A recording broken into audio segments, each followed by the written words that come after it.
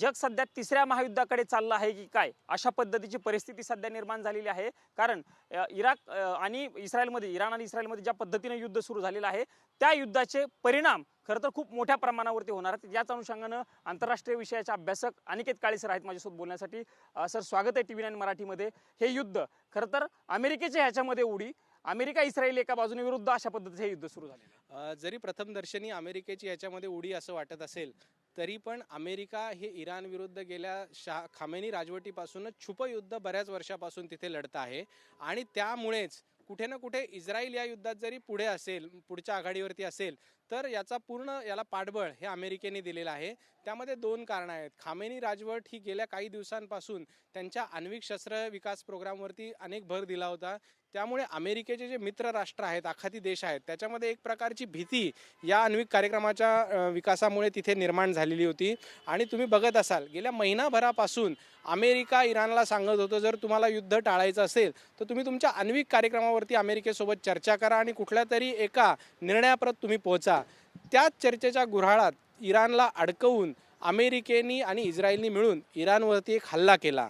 त्यामुळे हा हल्ला काल झालेल्या एका डेव्हलपमेंटमधून झालाय का? नाही। अमेरिका आणि इराणचं खामेनी शासन याच्यामध्ये बऱ्याच वर्षांपासून छुपयुद्ध चाललेलं होतं आणि त्याचाच परिपाक म्हणून आणि सध्या इराणमध्ये जी परिस्थिती निर्माण झाली, अमेरिका एक मोड ऑफ ऑपरेंटिस प्रमाणे काम करते। त्यांची स्टँडर्ड SOP आहे कुठल्याही देशात तिथल्या सरकारविरुद्ध रोष निर्माण करणं, त्या सरकारविरुद्ध एकदा तिथलं जनमत गेलं की मग त्यावरती आक्रमण करणं आणि त्या देशातल्या प्रमुखांना ताब्यात घेणं ही अमेरिकेची नीती राहिलेली आहे। त्याच दृष्टीने खामेनी यांच्या विरोधातही तिथलं जनमत आहे। सध्याच्या इराण सरकारच्या विरुद्ध 90% नागरिक हे पूर्वीच रस्त्यावर उतरलेले आहेत। ही सगळी परिस्थिती अमेरिकेसाठी अत्यंत पूरक आहे आणि म्हणून अमेरिकेने इस्रायलला समोर करून एक प्रकारे आपण असं मोके पे चौका मारा असं एक प्रकारे आपण एकदम पण तो मोका पण त्यांनी निर्माण केला। गेले 10-12 वर्षे त्याच्यासाठी त्यांनी एफर्ट घेतले। बऱ्याच लोकांना असं वाटतं की डोनाल्ड ट्रम्प हे विक्षिप्त वागतायत किंवा डोनाल्ड ट्रम्प हे अगदी हुकुमशाहसारखे वागतायत, पण असं बिलकुल नाही। डोनाल्ड ट्रम्प हे अमेरिकी काँग्रेसचा एक कार्यक्रम जो आहे तो अत्यंत नियोजन पद्धतीने आणि आक्रमक पद्धतीने पुढे घेऊन जात आहेत आणि त्यामध्ये त्यांची एक स्वतःची जी ट्रम्प यांची एक स्टाईल आहे, ते कुणालाही घाबरत नाही, ते कोणाची भीड ठेवत नाही। त्या पद्धतीने त्यांनी बेधडक सगळं कार्यवाही जागतिक स्तरावर सुरू केलेली आहे। आता आपण अमेरिकेवरती तर बोलूच, पण इराण आणि इस्रायल खरं तर इस्रायल मागच्या काही दिवसांपासून वारंवार सांगत होतं की आम्ही हल्ला करू।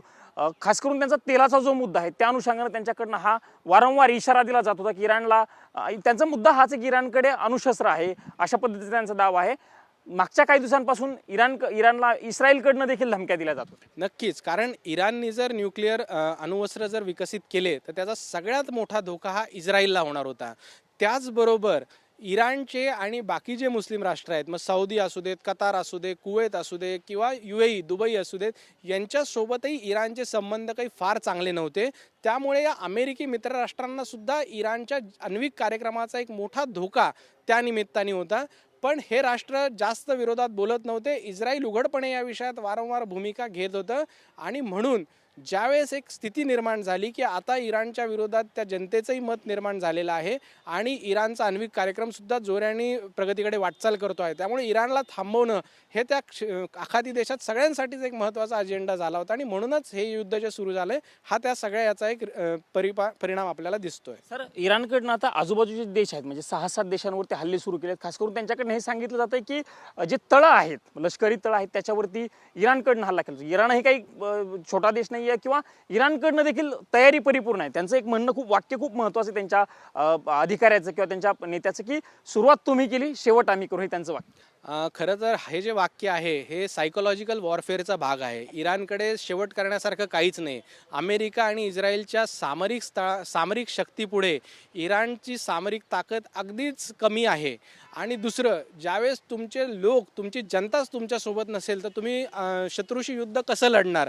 त्यामुळे फक्त एक मॉरल बिल्डिंग करण्याचं आणि आपल्या शत्रूंना धमकावण्याचं जे काम आहे ते त्यांनी हे वाक्य जे स्टेटमेंट केलं त्या माध्यमातून ते देऊ इच्छित असतील की बाबा इराण पण संपूर्ण दृष्टीने तयार आहे आणि आम्ही कुठल्याही आक्रमणांचा प्रतिकार करण्यासाठी सज्ज आहोत, ना की सज्ज आहोत पण आम्ही आक्रमणाचं प्रत्युत्तर पण देऊ शकतो। म्हणूनच ताबडतोड त्यांनी 1 नाही 2 नाही तर 6-7 देशांवरती अमेरिकन तळावरती हल्ला केलाय। पण हे करताना ते विसरलेत की या तळांच्या आजूबाजूला राहणारे जे लोक आहेत ते स्थानिक त्या देशातले नागरिक आहेत। त्यामुळे येणाऱ्या काळात हे नागरिक आणि हे देश हा हल्ला अमेरिकी तळावर घेणार नाही, तर हा हल्ला त्या देशाविरुद्ध घेतील आणि अमेरिकेच्या खांद्याला अशा पद्धतीची परिस्थिती सुरू झालेली आहे, कारण शाळांवरती हल्ला केल्याचा दावा केला जातो, अनेक विद्यार्थी मारले गेलेत असंही म्हटलं. नक्कीच, म्हणूनच म्हटलं की इराणनी ही चूक केली, परंतु इराणला हे पण दाखवायचं आहे कुठे ना कुठे की आम्ही या युद्धात कुठेही कमजोर नाही, आम्ही तेवढ्या शक्तिशाली आहे. तुम्ही एका इराणवरती आक्रमण करू शकतात, आम्ही तुमच्या 6-7 शत्रू राष्ट्रांवरती आक्रमण करू शकतो.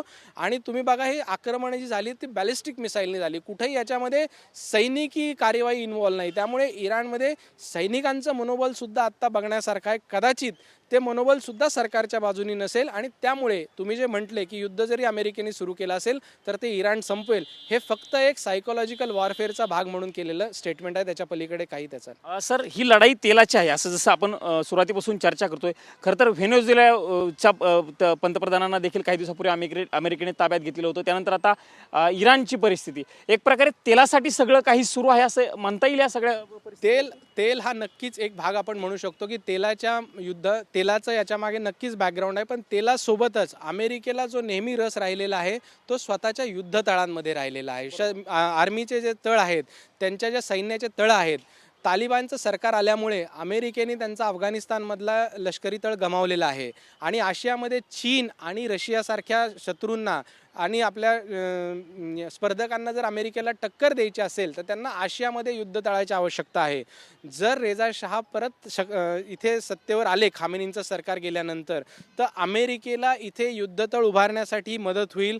अमेरिका त्यामध्ये आखाती देशांना सांगू शकतं की या निमित्ताने आम्ही इथे कुठलाही न्यूक्लिअर प्रोग्राम डेव्हलप होऊ देणार नाही, त्यामुळे आमचा इथे लष्करी तळ गरजेचा आहे.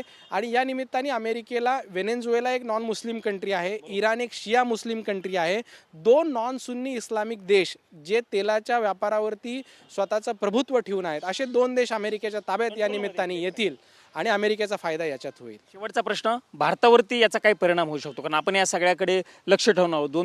मागच्या काही दिवसांपूर्वीच पंतप्रधानांचा इस्रायल दौरा झालेला होता आणि त्यानंतर ही सगळी युद्ध परिस्थिती सुरू झाली. नक्कीच, पंतप्रधान मोदींनी इस्रायल दौरा जेव्हा केला, जेव्हा युद्धाचे ढग पूर्ण इस्रायलवरती आणि इराणवरती होते, त्यानिमित्ताने मोदींनी एक मेसेज क्लिअर दिला होता की कुठल्याही परिस्थितीत आम्ही इस्रायल आणि इस्रायलच्या मित्र देशांबरोबर आहोत. भारतावरती याचा जो परिणाम होईल, जो बघावा लागेल. आत्ता त्याच्यावरती कमेंट करणं थोडं लवकर होईल, कारण अमेरिका धार्जीनं जर इराणमध्ये सरकार येणाऱ्या काळात आलं आणि अमेरिकेची पाकिस्तानबद्दलची जी जवळीक येणाऱ्या काळात ऑपरेशन सिंदूर नंतर जी डेव्हलप झालेली आहे, ते बघता कदाचित चाबहार पोर्ट, जे आपलं सर्वात मोठी स्ट्रॅटेजिक असेट इराणमध्ये आहे, त्यानिमित्ताने इराणमध्ये सरकार बदलल्यानंतर तिथली बंधने उठवली जातील, अनेक व्यापाराच्या संधी भारतीयांसाठी इराणमध्ये ओपन होतील आणि इराणचं चाबहार पोर्ट ओपन झालं तर त्यानिमित्ताने अफगाणिस्तानमध्ये सुद्धा भारतीयांचा व्यापार सुरू होईल. अफगाणिस्तानमध्ये जर भारतीयांसाठी व्यापार उभा राहिला तर पाकिस्तानला याची आर्थिक झळ बसेल. त्यामुळे येणाऱ्या काळात पाकिस्तान अमेरिकेच्या मदतीने चाबहार पोर्टमध्ये अनेक प्रकारचे अडथळे आणू शकतं असं मला वाटतं. म्हणजे एक प्रकारे भारताची सध्याची सावध भूमिका असू शकते आणि पुढच्या काही दिवसात काय घडतंय हे भारत ठरवेल. नक्की, येस, येणाऱ्या काळात भारताला त्यावरतीच ऑब्झर्व करून आपल्या डिप्लोमॅटिक चॅनलनी, कारण आता या निमित्ताने असंही होणार नाही, जरी तुम्ही बघा इस्रायलमध्ये गेल्यानंतर प्रधानमंत्री मोदींवरती विरोधी पक्षाकडून टीकेची राळ उठवण्यात आली की मोदी इस्रायलला गेले, परंतु आज इस्रायलचे जे विरोधक देश होते, सौदी अरेबिया असेल, कतार असेल, ओमान असेल, कुवेत असेल, हेच इस्रायलच्या खांद्याला खांदा लावून आत्ता युद्ध लढतायत. त्यामुळे हे युद्ध इराण विरुद्ध आखाती देश असं झालेलं आहे. त्यामुळे भारताला याच्यात एक प्रकारे फायदाच झाला, कारण आपण कुठे ना कुठे आखाती देशांच्या बाजूला या युद्धात गेलेलो आहे. सरकार इराणमधलं चेंज होणार आहे आणि त्यानंतर भारताला स्वतःच्या राजनैतिक भूमिका या सावध पद्धतीने आणि चाबहार पोर्ट सुरक्षित ठेवून त्याच्या विकासाच्या दृष्टीने ठेवाव्या लागतील. धन्यवाद सर, आमच्याशी बातचीत केल्याबद्दल. हे आंतरराष्ट्रीय विषयाचे अभ्यासक अनिकेत काळे सर होते आणि त्यांनी सविस्तर विश्लेषण केलेलं आहे जे सध्या युद्ध सुरू आहे त्या सगळ्याचं. त्यात सगळ्यात महत्त्वाचा मुद्दा भारताची भूमिका काय असेल. भारत सध्या या सगळ्या परिस्थितीवरती लक्ष ठेवून आहे, पण पुढच्या 2-3 दिवसामध्ये नेमका कशा पद्धतीने घटना घडतील त्यावरती भारताची डिप्लोमॅटिक पुढची घटना जी असेल ते अवलंबून असणार आहे. अशा पद्धतीची प्रतिक्रिया अनिकेत काळे यांनी TV9 मराठीशी बोलताना व्यक्त केल्याचं आपल्याला बघायला मिळालं आहे. कॅमेरामन राकेश कुमार सह मी प्रमोद जगताप, TV9 मराठी, नवी दिल्ली.